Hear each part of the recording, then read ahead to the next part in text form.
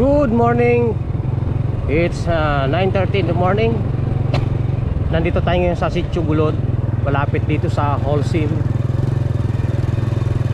Holcim, yung pabrika ng semento dito sa Norsagaray.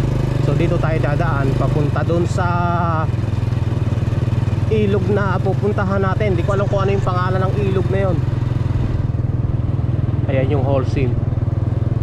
Napasok na ako ng ilang beses dyan at kami noon nagbababa ng supot ng semento.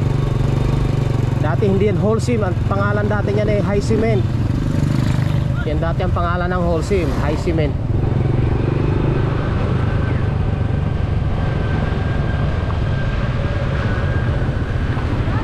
Pero kahit ako'y taga rito lang sa Norsagaray, hindi ko alam yung pangalan ng ilog na pupuntahan natin, ano. Pasensya na kayo guys, baka may mag-comment taga riyan kayo ka, di mo alam ang pangalan ng ilog. Hindi naman lahat ng bagay alam mo. Walang ganun tao.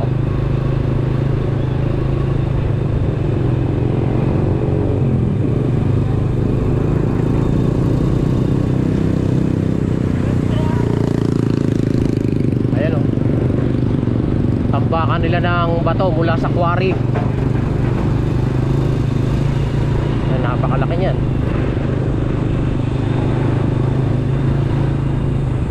Tumot tayo.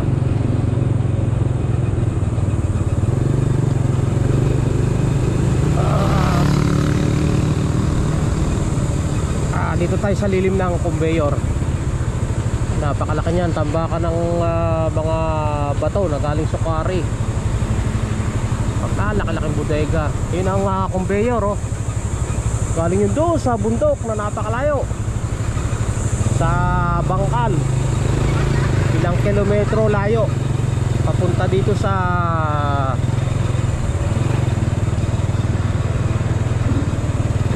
Holcim.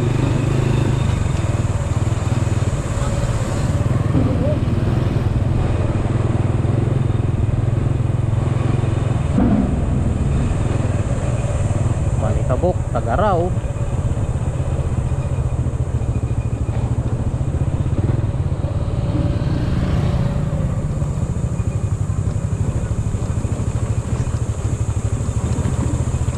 Natin kung papapasukin tayo ng gwardiya, kasi papasok tayo dyan sa may gwardiya sa gate.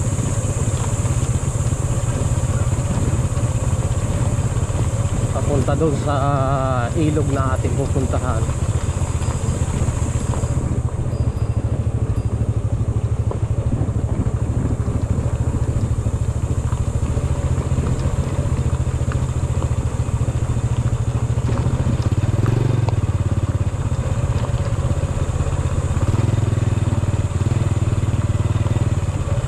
Alikabok.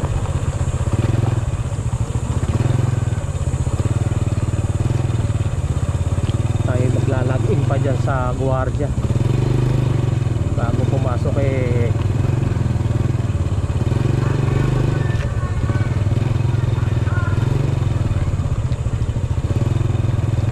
lalagin muna tayo. Ulibok na po kami. Occupied na po, wala na po. Mag-ano lang po ako, magbablog lang ako ma'am. Babalik uli ako.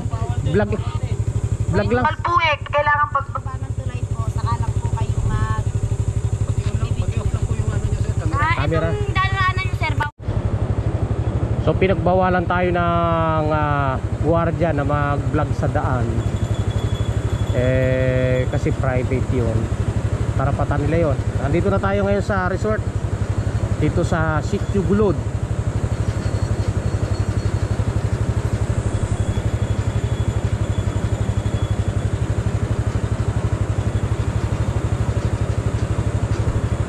Ito yung tulay na dinaanan ko. Ito may conveyor. Hindi talaga maiwasang makuha ng footage ng camera kasi yung location ng resort nandito mismo sa may tulay ng Holcim.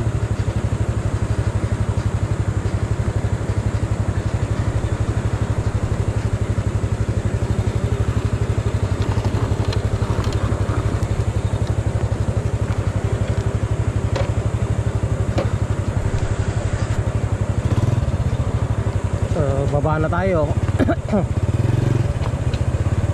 Maraming bisita guys kasi bakasyon, walang pasok.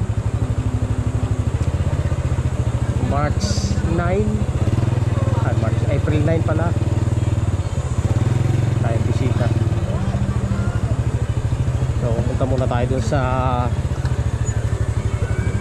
gilid lang natin to para ipakita sa inyo yung ilog. So pagpasok mo rito mayroong babayarang mga life vest. So may life vest sa sama sa babayaran yan.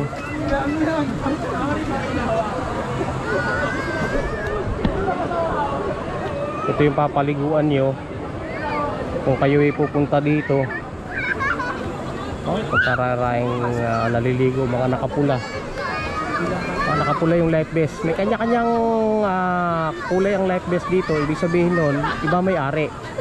May kulay green, may kulay pink.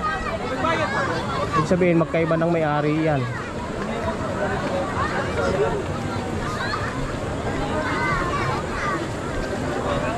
Napakamaw ng inihaw, nakakagutom ah.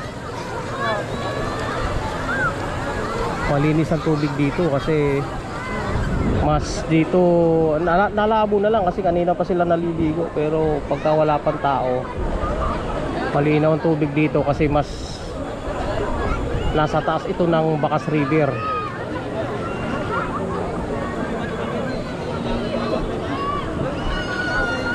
Summer night, we were young, pero may naliligo, grabe oh. Kitang kita yung mga tao dahil may kulay yung kanilang life vest eh. Kaya tayo papasok tayo doon sa loob.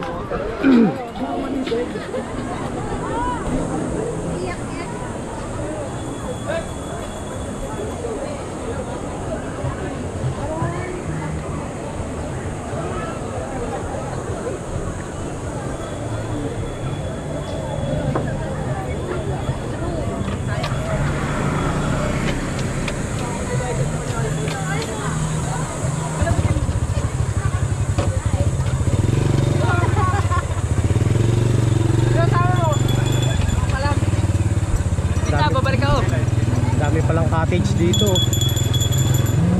Ayan. Tsak pare-para sila ng presyo ng cottage kasi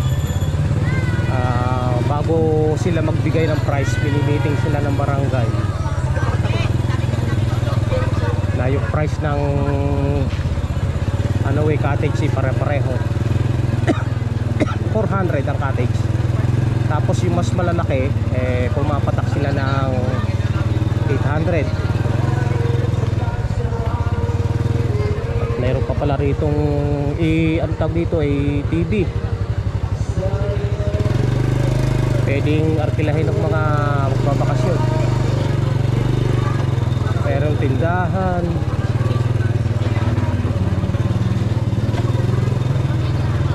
May sarili silang ihawan. Ito yung part ng parking nila. Hindi kasanahan ba kayo? O wala ako lang. Nagbablog lang ako. Nagbablog. Binablog ko lang.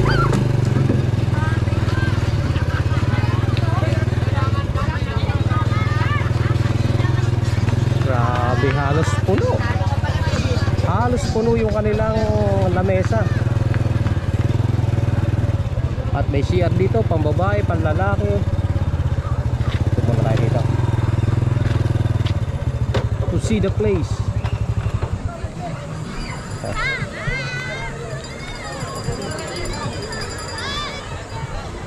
Ayun, may balsa sila sa gitna. Ayun, naakila rin yun. Libre pala yun, libre sa mga kukuha ng lamesa. Maraming tao.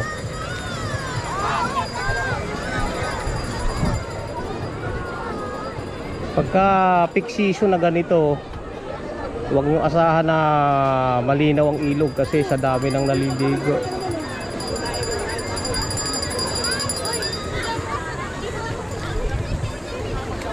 Kasi simpleng araw pumunta kayo rito para talagang malinaw yung ano, yung ilog. Yeah. Safe maligo mga bata dito kasi may life vest. Babayaran nyo lang life vest. Walang pangamba na malunod yung mga anak-anakan nyo. Ayun, may balsa pa ron. Ayun, nasa gitna. 1, 2, 3 balsa. 4. Ewan ko lang kung inaarkila, pero nung napanood ko sa ibang vlog, libre daw. Gagamitin na lang.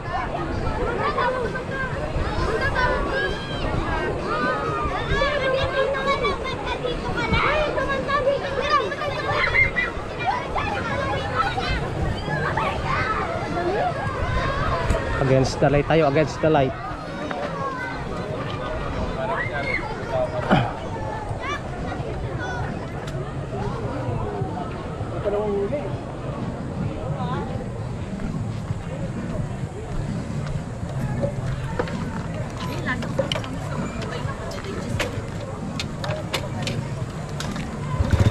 Punta tayo sa lugar na yun para makita nyo rin yun. Maraming parkingan dito, hindi ka mangangambang, wala kang makaparkingan. Haba ng parkingan nila dito eh. Tapos sa loob may parkingan pa. Kaya dito mag-camping. May nagka-camping nga, yun o. Diba? Gusto ng nature.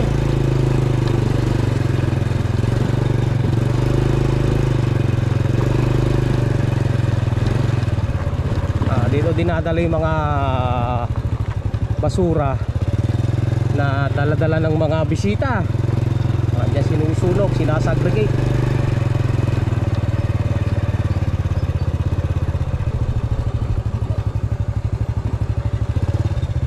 Dito naman kung ayaw mo ng maraming tao, dito ako pumuwesto.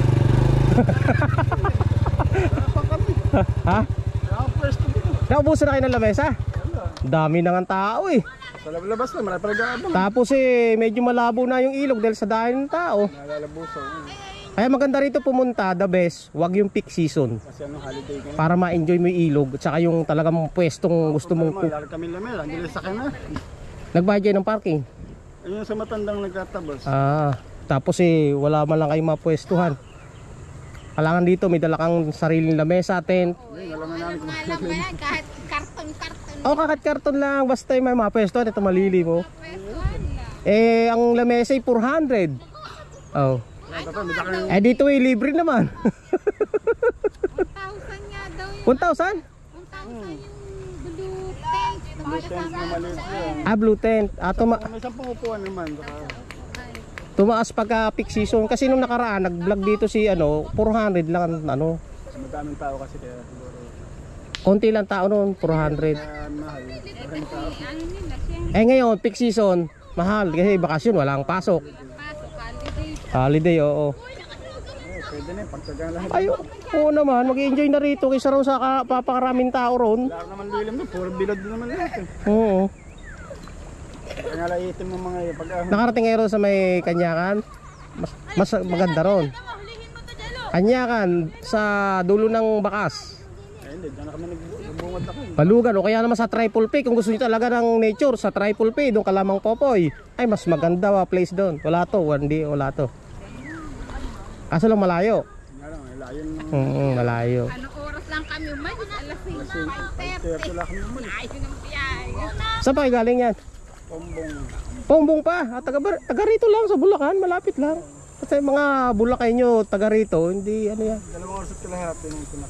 Traffic lang yan oh. Hindi, ang problema yung kasamahan namin, kinargahan ng diesel yung sakyan.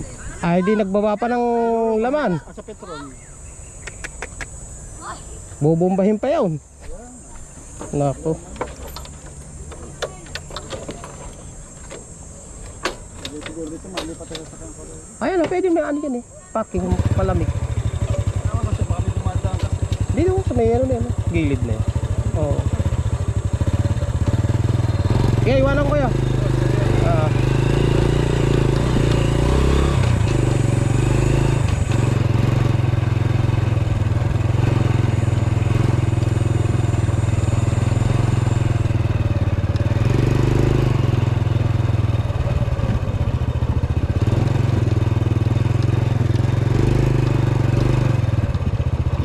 HMDC Bamboo Plantation.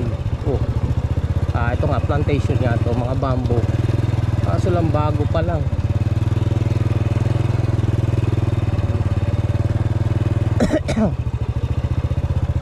Baka tatanim pa lang ng bamboo. Hindi pa matagal. Kaya hindi pa tumutubo. Tag-ulan, tutubo yan.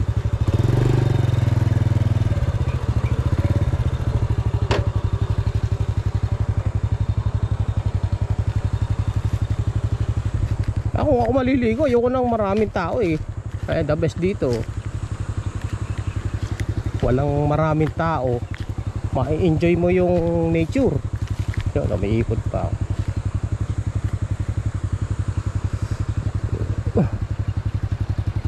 Plantation pala to ng bamboo ah.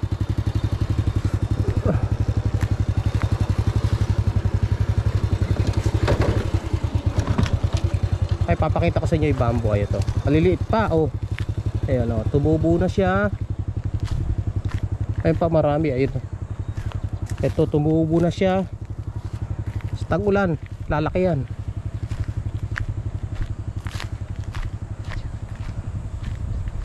HMDC Bamboo Plantation. Ayos yan.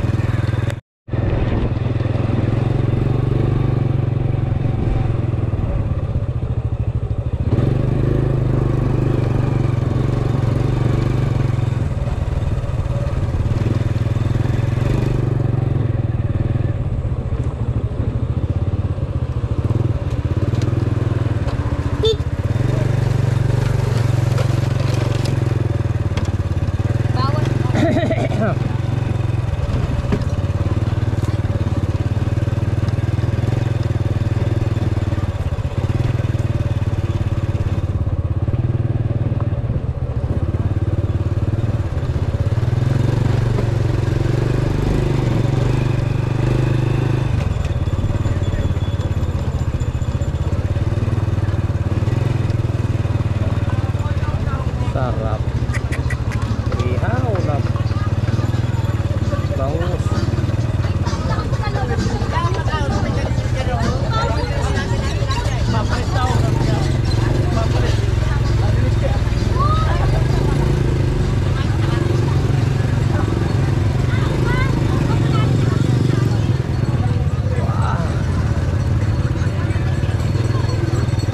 Amoy pa lang, ulap na.